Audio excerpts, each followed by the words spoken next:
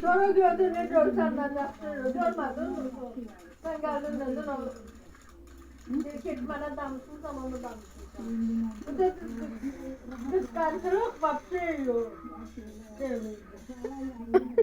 Ana emin bir tane de tutalım. Sırtı da mineni de tutalım demişler. Ben kutmadaydım karaba kalmak kutmadan. Bilmedim kimlerle. Tabii takandım ben yok. Bacılar da böyle sen demişler. Sevda bunlar geçti sevde sonra başladı tanışmaya. Ondurdanmaya. Öyle burada diyelim. Burada böyle gelmiş.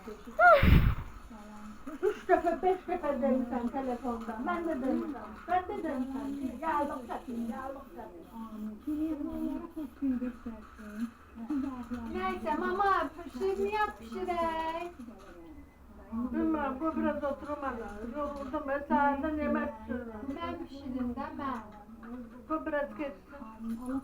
Ne var ki evde ne pişirmək olar? Balaca kətələr olur deyə ondan eləmək olar. Uşaq vaxtı pişirirdi. Nə də belə sarı şey qoyurdu. Nədir onun adı?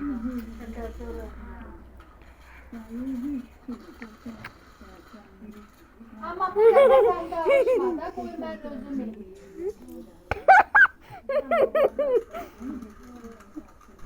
Deme yoktu yoktu. Konuşuyor maraqlar.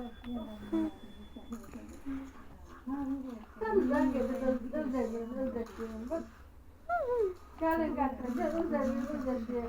Kader kızı. Neçə dənə belə qəşəng evlər görmüşdü, bax belə.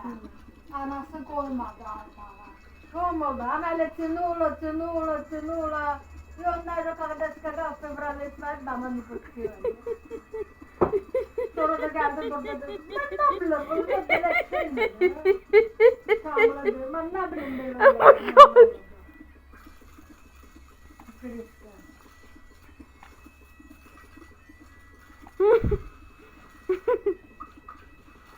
Bu 50 yıl yaşlı bu oğlunla İzrop oğul dedi.